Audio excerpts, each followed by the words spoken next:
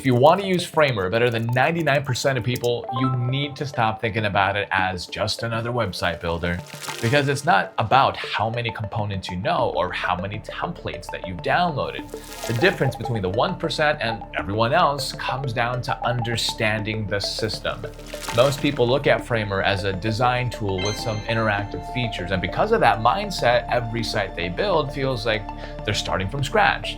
The best builders see something completely different here. They see a complete workflow for creating sites that don't just look good, but actually convert. And once you see it that way, everything changes. You stop fighting with Framer and start thinking with it. And in this video, I'm going to be showing you that complete workflow, because the gap between you and the top 1% is not talent or experience. It's just seeing the tool the right way. Most people use Framer at a basic level and their sites all look the same. But the difference between average and high-end sites is how you structure and refine them. Also, I'm going to break down my full workflow from blank page to polished site, plus the small tweaks that instantly make your site look premium and the common mistakes that make sites look amateur. I'll show you real examples so you can see the difference, so that by the end you'll know exactly how to build sites that actually stand out and convert, not just look pretty in your portfolio. Now, if you want to master AI tools and you want to learn how to build profitable SaaS apps, websites, AI agents, and mobile apps with AI, I've created a complete masterclass that shows you exactly how to do it all step by step. And this masterclass normally costs $299 to join, but since you are watching this video, thank you. You can join completely free. Just check out the link in the description below to get free access to my masterclass, and you can start building your AI-powered business today. Success in Framer is honestly 20% tool knowledge and 80% mindset. A lot of beginners run into problems early on because they just try to approach Framer like traditional design software, where everything is manually placed and visually adjusted one piece at a time. Framer follows the logic of the web, so layouts depend on structure and responsiveness in systems rather than static positioning. So that mental shift changes everything. Strong Framer websites are built around constraints, hierarchies, and reusable systems. And once you start thinking that way, the entire workflow becomes cleaner, faster, and far easier to scale. A common mistake is jumping straight into templates or trying to recreate websites without understanding how the structure underneath actually works. And the layout might look good at first, but after a few edits, things start falling apart. Margins become inconsistent, sections lose alignment, and responsiveness just breaks across different screen sizes. And a lot of that comes from manually dragging elements into position, using absolute positioning just to make everything look right on one screen. The designers in the top 1% approach Framer very differently. Before building a single section, they usually set up their global styles first.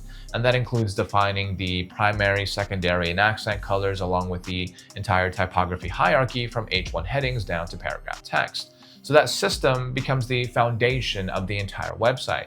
So later on, if the brand direction changes, one style update can instantly change the entire site without manually editing every page. And you can also see the difference in how layouts are structured. Random placement usually involves dragging elements around the canvas and manually adjusting spacing all one by one. It works temporarily, but the layout becomes fragile very quickly and difficult to maintain as the project grows.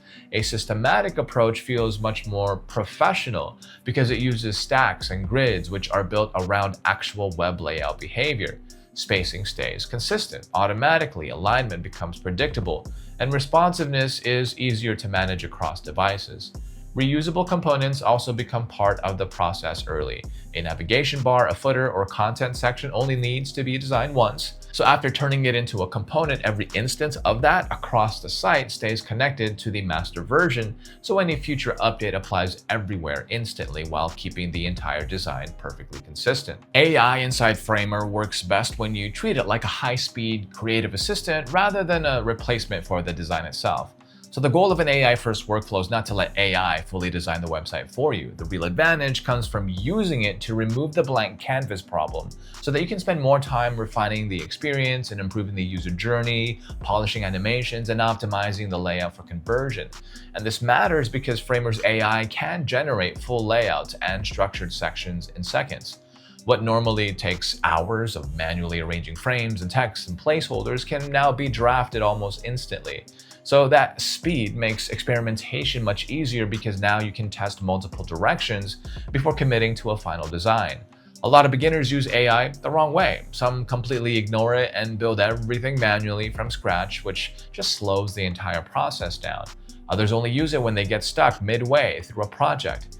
Now, both approaches miss the biggest advantage of having AI directly integrated into the workflow. The designers getting the best results usually start every project with AI wireframing first. They use AI to generate the structural foundation of the website, then refine and customize it afterward. So the initial layout acts as a sort of skeleton that already contains sections and hierarchy and pacing and responsive structure. And from there, the creative work then becomes much easier because now you're improving on something functional rather than building from nothing. To do this inside Framer, go to the upper left corner here and click Insert, then select Wireframer below it. And this opens the AI prompt bar where you can describe the type of website that you want to generate. The quality of the result depends heavily on the prompt, so being specific makes a massive difference here. Include details about the brand style, the audience, the mood, and visual direction rather than writing something generic. For example, enter this exact prompt. Design a high conversion landing page for Obsidian Brew, a boutique coffee roaster catering to high-performance urban professionals and luxury minimalist enthusiasts. The brand style is industrial chic. Use a deep charcoal and true black color palette with high contrast neon white oversized Swiss typography. The layout should feel exclusive and sharp and high energy, intentionally avoiding traditional cozy or rustic coffee shop aesthetics. After a few moments, Framer then generates a complete structural layout for the website, along with different responsive variations optimized for mobile and tablet displays. And at that point, you already have a strong foundation that you can restyle and restructure and refine further, rather than spending hours manually building the layout from scratch. Components are the foundation of professional Framer websites because they allow you to build reusable systems instead of rebuilding the same elements repeatedly across different pages. A component can be something simple, like a button or a card, or something larger, like a navigation bar or an entire section. Once it becomes a component, you only need to design it once, and you can reuse it anywhere throughout the project.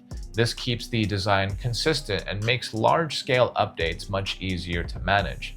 Front-end developers at top tech companies follow this exact same logic because scalable products depend heavily on reusable systems. A beginner workflow usually involves building every page separately from scratch. Elements get copied and pasted from one page to another whenever something needs to be reused. The issue starts later when changes are needed. If a button color needs to be updated, every single copy has to be manually edited one by one, which takes time and easily creates inconsistencies across the site.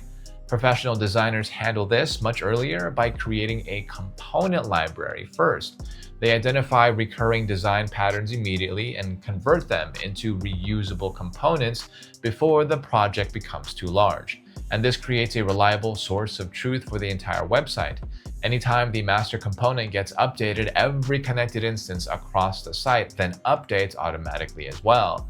So let's go ahead and start by creating usable components directly from the AI-generated design. First, select one of the buttons from the layout, right-click it, then click Create Component. Rename it to Primary Button. So next, select one of the content cards from the generated design, and right-click it again and choose Create Component. Rename this one to Feature Card. After that, select the outermost frame of one of the larger sections in the layout. Right-click it, click Create Component, then rename it to Page Section. Now go to the left side menu here and click Assets. Under Components, Project, you'll now see all three reusable components that we created: the primary button, the feature card, and the page section. So the next step is creating component variants. Create a new page, then drop any of the components into the canvas twice. Using the feature card works best for this example, so double-click one of the cards and try changing its background color. And you'll notice that the change also applies to the other card because both instances are still connected to the exact same component properties. To customize just one version without affecting all the others, we need to create a variant. So double-click the component again to enter edit mode. Zoom out slightly and look for the box on the right side labeled Variant. Click the plus icon beside it. You can now rename the variants to something like Primary Card and Secondary Card. Now select this secondary card variant and change its background color into a darker themed variation. After that, click the text blocks inside of the card and scroll down the Styles panel until you find Content. Click the plus icon, hover over Create Variable, then select Plain Text. Repeat the same process for color and size variables as well. Go back to the page and then select one of the card components. Open up the Variant drop-down menu and switch it to Secondary Card. And below that, you can now edit the title and text and color and size independently. And at this point, the component system just becomes much more flexible because now you can customize and mod the individual variations without affecting the other cards. You can also create multiple variations of the same component and then just reuse them across different sections of the website while still keeping everything connected to the original component structure. So now let's create a different interaction state for the button component. On the left side menu, click Assets and drag the primary button component that we created earlier into the canvas. Double-click the button to enter edit mode, zoom in slightly until you see the small box underneath it, then click the plus icon to smooth. Select Pressed and rename it to something like Button Pressed. On the Style panel located on the right side here, change the background color for the pressed state. So let's go back to the page and click the play icon on the top right corner to preview the website. So now you try clicking the button and you'll notice that the button component now changes its state and the style every time it gets clicked. Small interaction states like this make the difference feel far more polished and responsive while still remaining fully reusable throughout the entire project. Responsive design is no longer optional in 2026. A website has to look polished across everything from a small phone screen all the way up to large desktop monitors. A Framer handles this through breakpoints and layout schemes like stacks, which allow the design to adapt automatically depending on the screen size. Professional designers are not building separate desktop, tablet, and mobile websites individually. They build one flexible system that knows how to rearrange itself properly across different devices. Now, one of the biggest mistakes beginners make is designing entirely for desktop first and then trying to force the layout into mobile afterward. Large desktop layouts usually contain wide sections, oversized spacing, and horizontal arrangements that become difficult to fit onto smaller screens. Text often ends up shrinking too much, sections feel cramped, and the overall experience just becomes difficult to navigate on mobile devices. The stronger approach is designing a mobile first with progressive enhancement. Starting with the smallest screen forces the layout to prioritize clarity, spacing, and readable content from the very beginning. And once the mobile version works properly, additional space on tablet and desktop becomes much easier to utilize because the foundation is already structured correctly. To start building responsively inside of Framer, go to the top toolbar, click the plus icon, then select Phone. After that, a mobile breakpoint will appear on the right side of the desktop canvas. Now, we need to adjust how the components all behave across different screen sizes. Select each component and set its position to relative. Relative positioning allows elements to automatically adjust and flow properly whenever the screen size changes. And after that, we'll change the width setting to fill, and this tells the component to stretch across the available width of its parent container regardless of the screen size. Then set the height to fit so the component maintains its natural vertical size without overextending or creating unnecessary empty spaces. And once the sizing behavior is configured, we can improve the layout further using Framer's auto layout system. Hold the control button and click the mobile layout so the entire page gets selected. Then move to the right side menu where the auto layout settings appear. Let's set the layout type to stack and change the direction to vertical.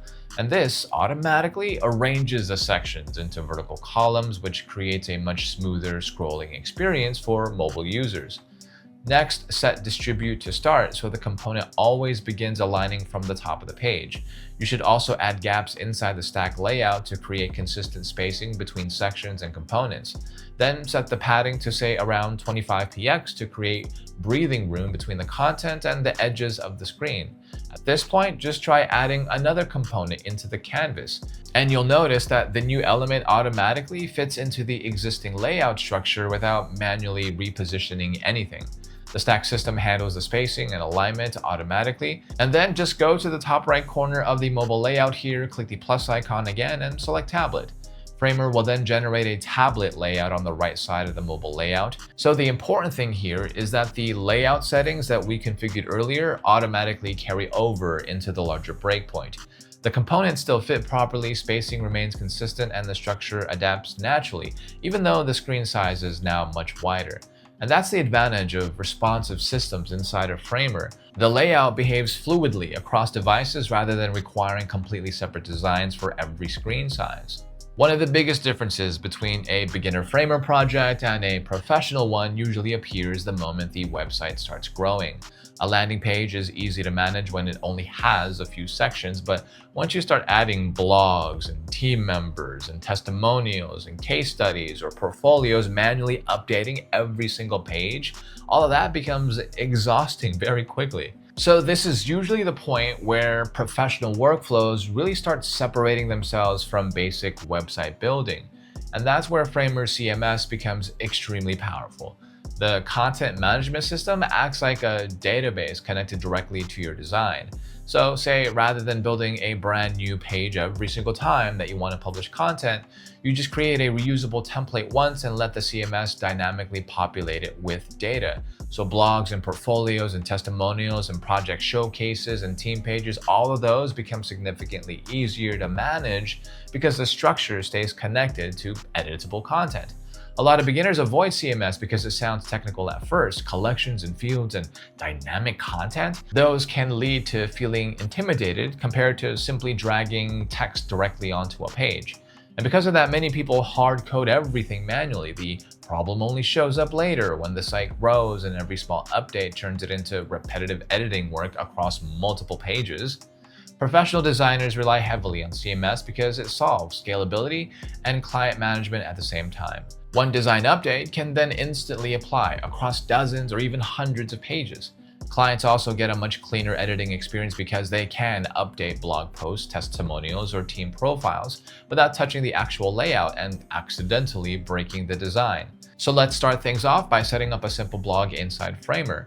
On the top sidebar here, click CMS and then select Add Blog Sample. Framer automatically generates a full blog structure complete with blog posts and built-in fields like this and slug and date and other content properties. Now, if you need additional content types, you can also create more fields manually. Just go to the fields here on the left side menu, click the plus icon, then select whichever field type you want to add. And so now look at the left side menu under pages. You'll notice that a /blog page has already been automatically generated for us.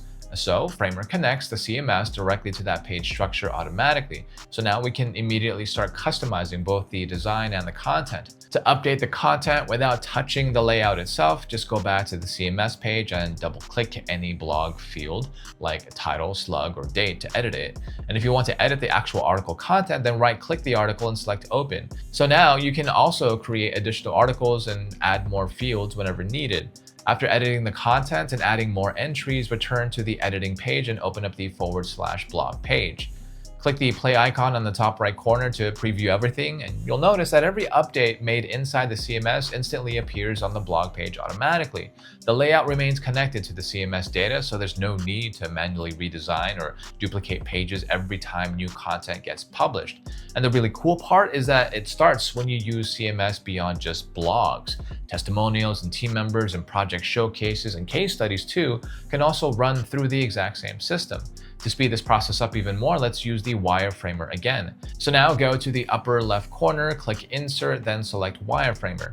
Now enter this exact prompt. Create an About Us page for Obsidian Brew that maintains the industrial chic aesthetic, deep charcoal, true black tones with high contrast, neon white, oversized Swiss typography. So the narrative should focus on the engineering of caffeine and precision for high-performance urbanites, strictly avoiding any cozy or rustic tropes. Integrate a sharp grid-based layout with CMS-connected placeholders for the lab, project showcases, the architects, team members, and field reports, testimonials, utilizing hard 90-degree angles and technical hairline borders to ensure an exclusive, high-energy architectural feel. After Framer generates the layout, we now have a complete /about page with CMS-connected placeholders already built into the structure.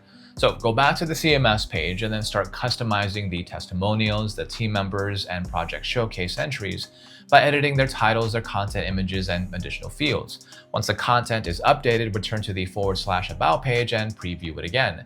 Now, the About Us page is dynamically populated with testimonials and team members and project showcases directly from the CMS collections. The entire system stays organized, it's scalable, and far easier to maintain because the design and the content are working together instead of being manually rebuilt every time something changes. A lot of websites look visually impressive at first glance, but the experience starts feeling flat the moment you interact with them. The layout may be clean and the typography might look polished, yet nothing feels responsive or alive. Interactions and animations are what close that gap. Inside Framer, motion becomes part of the user experience itself. Subtle hover effects, smooth transitions, and responsive movement create feedback that makes the interface feel more intentional and premium. The important thing is understanding that strong animations are not added randomly just to decorate the page. Every movement should support usability, guide attention, or reinforce interaction in a way that feels natural to the user. This is also one of the biggest reasons Framer stands out compared to traditional website builders. Framer uses spring and dampened physics-based animations that feel much more realistic than stiff linear transitions. Motion has softness and momentum and weight to it, which creates a smoother and more refined experience overall. Even small movements feel noticeably better because the animations react more like real physical interactions rather than robotic transitions between two states. The easiest place to begin is with hover effects and scroll animations because they instantly make a static design feel more dynamic. Hover effects provide immediate visual feedback whenever someone interacts with an element, while scroll animations help create pacing and flow throughout the page. And together, they transform scrolling from something passive into something much more engaging and immersive. So let's start by adding hover effects. Select one of the project showcase images or cards on the canvas. On the right side menu, click Effects, then select Hover. Set the scale value to 1.2 to create a subtle zoom effect whenever the cursor moves over the element. After that, select another card and set the Skew X value to 10 inside the hover settings. This creates a slight tilt effect during interaction. Then select another card and set the Offset X value to 20 to create a horizontal slide effect. Once everything is configured, click the play icon on the top right corner to preview the page and hover your mouse across the cards. Each card now reacts differently during interaction. Some slightly zoom in, others tilt, while others just slide horizontally. You can also combine scale, skew, and offset settings together to create more layered and unique hover effects depending on the style and energy of the website. Scroll animations add another layer of polish because they make sections just feel like they are actively entering the experience rather than simply appearing on screen. To create one, select any section or element on the canvas here, then go to the right side menu and click Effects. Select Scroll, then choose Scroll Transform. Inside the Scroll Transform settings, set the trigger to Layer in View so the animation activates once the section enters the visible area of the screen. Under the From settings, set the opacity to 1 and the scale to 0. Then under the To settings, set the scale to 1. Finally, go to the Transition settings and apply a spring physics animation to make the movement feel softer and more natural. So this setup creates a pop-in effect where the section begins scaled down and smoothly expands into place as the user scrolls towards it. So preview the page again and start scrolling through the layout. Sections now animate in and out as they enter the viewport, making the scrolling experience feel much more dynamic and cinematic. You can push this even further by applying X or Y offset values to other sections in order to create slide-in animations from different directions. Page transitions are another detail that significantly changes how polished a website feels. Abrupt page changes can make navigation feel disconnected, while smooth transitions help maintain visual continuity between pages. To add one, just go back to the home page and hold the Control button while clicking the canvas to select the entire page. On the left side menu, click Effects and select All Pages, and then choose any animation preset that you want. Then adjust the time and delay settings under this page and next page to control the pacing of the transition. Preview the website again and navigate between different pages. The movement now feels smoother and more refined because pages transition naturally rather than instantly switching. Small details like this dramatically improve the overall perception of quality across the site. The final layer is micro interactions. Now, these are tiny interaction details that make buttons and cards and interface elements feel tactile and responsive during use. So let's select another element on the canvas, such as a project showcase image, then go back to Effects and select Hover again. Set the shadow color to black, then set the X, Y, and blur values to 0 while increasing the spread value to 5. This creates a sharp outline border effect whenever the element is hovered. After that, add another effect and set it to Press. Inside the press settings, set the scale value to 0.8. Preview the page one more time and interact with the elements directly.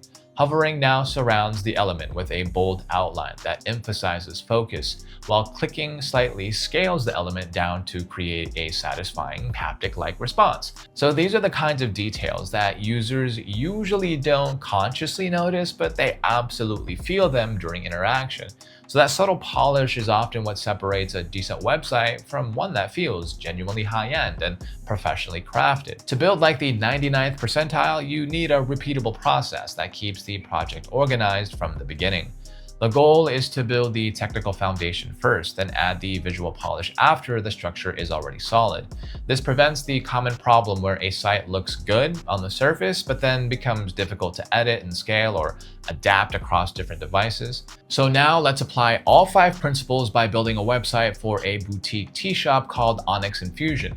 Start with AI wireframing so Framer can generate the basic structure of the site. Open the wireframer and enter this exact prompt. Design a high conversion landing page for Onyx Infusion, a boutique tea atelier catering to high velocity urban professionals and luxury minimalist enthusiasts. The brand style is elemental modernist with high contrast, oversized Swiss typography. The layout should feel raw and disciplined. So once the layout is generated with that prompt, use it as the foundation rather than treating it as the final design. Look for recurring elements like buttons and cards and sections, then turn them into reusable components.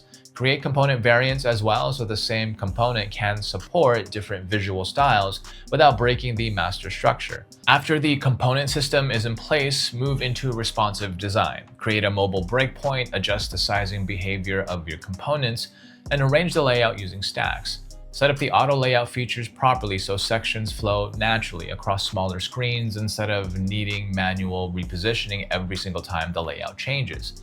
Next, move repetitive content into the CMS. This includes testimonials, team members, and project showcases. To speed that up, use the wireframer again and enter this exact prompt. Create an About Us page for Onyx Infusion that maintains the elemental modernist aesthetic. The narrative should focus on the precision of polyphenol extraction and molecular clarity for high-performance urbanites, strictly avoiding any Zen or botanical tropes. Integrate a sharp grid-based layout with CMS-connected placeholders with UI for the extraction, project showcases, the Infusionists, team members, and client logs, testimonials. Once the CMS structure is created, customize the content inside the CMS instead of manually editing every section on the page. And this keeps the site scalable and much easier to update later. After the structure, the components, the responsiveness, and CMS are working, layer in the final polish with interactions and animations. Add hover effects to important cards or images. Apply scroll-triggered animations to sections. Set up page transitions and include micro interactions so buttons and visual elements feel more responsive. Finally, test everything across devices. Open the preview, resize the browser window, move through the site at different screen widths. So check that nothing breaks at awkward sizes, that the spacing remains clean, and that every section still feels intentional. So that repeatable process is what turns Framer from a design tool into a professional production workflow. A lot of Framer users focus heavily on visuals and animations, but completely overlook the invisible details that actually separate a decent website from a production level one. Things like SEO, performance optimization, analytics, collaboration, and maintainability usually determine whether a site simply looks good or actually performs well long term. These are the kinds of details professional designers and agencies pay attention to because then they directly affect discoverability, usability, and scalability after the site goes live. One of the most underrated features inside Framer is the collaboration system. During client projects, feedback can quickly become messy when comments are just spread across emails, and screenshots, and external tools. Framer solves this directly inside the editor. Press C on your keyboard to enter comment mode, then leave notes directly on the design itself. Client and team members can review specific sections visually without needing long feedback threads or separate collaboration software. The workflow just feels much faster because feedback stays attached to the actual interface instead of being scattered across multiple platforms. SEO is another area people often ignore, even though Framer already includes strong optimization tools by default. Framer gives you control over SEO markup, indexing rules, redirects, and search visibility settings without needing external plugins. To improve how search engines understand your pages, open the settings icon on the upper right corner here and then hover over page settings. Select a page like the home page, then configure the meta title and meta description. The meta title is the clickable headline shown in search engine results, so keeping it between 50 to 60 characters is ideal because longer titles usually get cut off. The meta description acts as the short summary below the title in search results. While it is not a direct ranking factor, it heavily affects click-through rate because it influences whether someone decides to visit the page or not. Aim for around 150 to 160 characters so the description remains readable without being truncated. You should also make sure that the search engines and site search options here are set to active so the pages remain indexable and searchable. Performance is another detail that dramatically affects the overall quality of a website, so rich animations and large media files can quickly slow pages down if assets are not optimized properly. One of the easiest improvements is converting image files into WebP format because WebP images are significantly smaller while maintaining high quality. A safe and easy way to do this is through Squoosh.app. After converting the images, replace the existing assets on the website with the optimized WebP versions to improve loading speed. Analytics should also be configured early rather than after the site is already live. Framer includes built-in privacy-focused analytics that allow you to track traffic sources and user interactions directly inside of the platform. To access this, first click Publish on the upper left corner. After the site is published, click the analytics icon on the upper right besides the settings icon. And from there, you can start monitoring where visitors are coming from and which buttons or sections are receiving the most interaction. The final advanced feature is custom code integration. Sometimes a project needs functionality beyond Framer's default tools like a custom calculator, advanced interactive widget, or even a 3D model viewer. Framer supports this through code components. Select a page, then scroll down the right side menu here until you find code overrides. And from there, create a new component or new override, which opens the code editing environment. So at this point, you can write actual React code and use it directly inside the Framer project, just like any normal design element. And this is one of the reasons Framer feels just much closer to a professional front-end environment rather than a traditional drag-and-drop website builder. So, at the end of the day, getting good at Framer isn't really about memorizing features, it's about building systems and thinking responsively and refining the details that most people ignore. So, once you understand that workflow, your sites stop looking like templates and start feeling intentional, scalable, and genuinely professional. And if you found this helpful, please do make sure to subscribe, and I'll see you at the next one.